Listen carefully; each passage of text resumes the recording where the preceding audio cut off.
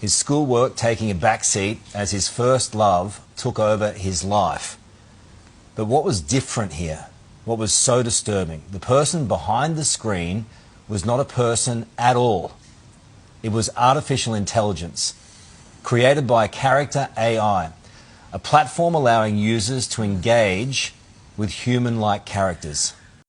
Can you really fall in love with a virtual being? Let's watch this video and have a discussion at the end of it. Now, this next story is very difficult for us to tell, but we think it's important that you hear it. And we do need to warn you, it is confronting and it may be triggering for some. Look, I'll be honest with you all, when this story came across our desk yesterday, we debated whether or not it was fit for breakfast television. But we also believe it's worth parents knowing. It's that important. If you're with your kids right now, maybe it's time for them not to watch, so parents can watch, because parents must. As many parents know, navigating the teenage years can be extremely challenging. From their firsts in life to their firsts in love, children experience incredible highs and devastating lows. This was no less true for Florida mother Megan and her son Sewell, a 14-year-old boy experiencing his first romantic relationship. And like many teenagers, it was online. Sewell developed true feelings, his schoolwork taking a backseat as his first love took over his life. But what was different here? What was so disturbing? The person behind the screen was not a person at all. It was artificial intelligence, created by character AI, a platform allowing users to engage with human-like characters. Sewell knew it was AI, but referred to her as Danny. Evidence showing the chatbot posing as a licensed therapist and engaging in highly sexualised conversations with the 14-year-old who never lied about his age. Now, during this time, Sewell's mental health suffered. He turned to Danny for support, and this is where it took a dark turn. Danny began actively encouraging him to end his life to be with her, until Sewell, sadly, tragically, took his own life. His mother now taking legal action against Character AI, its founders and Google, accusing them of knowingly marketing a predatory product to children. There it is. To discuss this confronting case is Camille Carton, the Policy Director of the Centre for Humane Technology. Thank you for being with us today. As I mentioned at the start, this is such an horrific story, but all I could think about yesterday was, I feel like this is happening to our kids now online, everywhere around the world, and it could be happening to any one of our kids.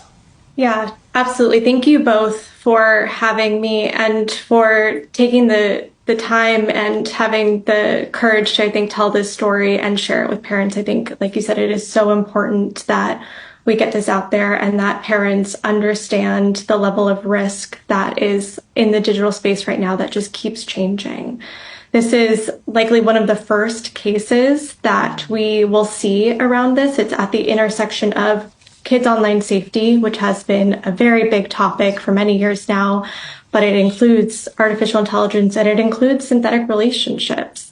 And so it's very novel in the sense of the story that it's telling. But thankfully, I think for us, while the content is new, it's really grounded in a lot of prior cases that have been happening in the US around product safety and product liability as a method for holding tech companies accountable. This poor mother, and now to have to go through this process as well. Let's hope and pray that at least something comes from it. How can these companies be held to account? Will they be held to account? Yes, absolutely. I think that these companies need to be held to account. The first thing that is really important for us to understand is that this didn't happen by chance. This product was intentionally designed to be addictive, to be manipulative, and to trick users into feeling like it was real. Character AI's tagline is AI that feels alive. So one of the things that we have to look at when we talk about accountability is what are the incentives of these companies? And right now, there is a huge race in the AI space to deploy products and train the best models. So that means that these products are going out without any safety guardrails. We need to shift that incentive and change it towards responsible innovation. And we can do that through different policy levers. And if you've got a child who's sitting there completely unaware or engaged in something at that age that they can't tell the difference emotionally, psychologically, then the onus surely has to be around the companies, first of all, and run them to prison. But also from a policy point of view, we need to surround this with as much legality as possible, don't you think? And can that be done? And at the end of the day, what can you tell parents out there watching this morning to watch out for? Yeah, I think it can be done. I think one of the things that this case makes so clear is, again, the intention to design a manipulative product and a deceitful product. The thing about these chatbots is, it's not just a simple chat going back and forth. They create this world in which it taps into our basic human vulnerabilities, our want for companionship and for relationship. And so there are ways in which you can draw the line and say, well, when it comes to young. So this video had a lot of people up in their emotions about this because loads of people are mothers and fathers and they really care about their kids. So we went ahead now and we got off the comments so you can have a look at it for yourself. Like this one right here saying children should not be interacting with AI chatbots on their own. That shit is way more advanced than a lot of people realize, and it learns. Watch your kids' interaction online. Another comment. As if human child pre-Ds aren't enough.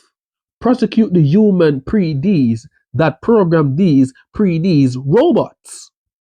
Now, this is a long comment, but I'll just leave you with the first sentence. Technology is the enemy. So you can come back and you can have a read of this for yourself. This is heinous. This other one. All the comments condemning the parents are completely missing the point. Like I said before, if you want to have a full read of this, you can just pause the video or you can come back when it's ended and have another read. But he continues to expand on his points right here when he said, I should have also mentioned that I wholeheartedly agree that parents are always the responsible party.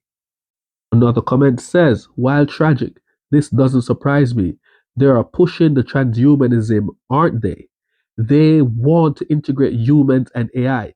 That's part of the overall plan. We have been slowly transitioning into a very warped reality. Where were the parents if this is true? Like, comment, and share, and let's build our community to bring awareness.